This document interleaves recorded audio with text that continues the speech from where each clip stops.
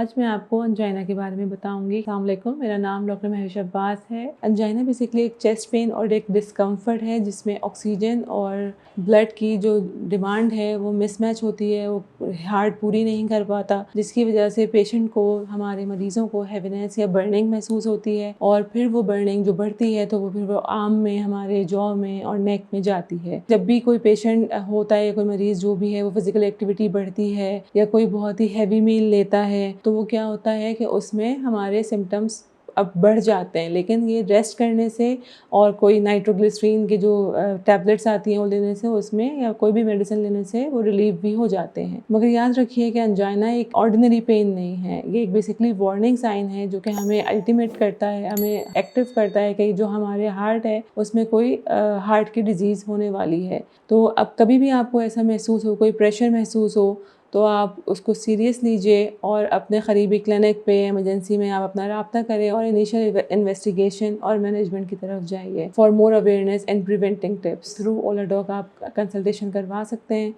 पाकिस्तान के top doctors के साथ अपॉइंटमेंट बुक करें, वो भी पेशेंट फीडबैक देखते हुए। आज ही ओला डॉक ऐप डाउनलोड करें। ओला डॉक, डॉक्टर का अपॉइंटमेंट आसानी से।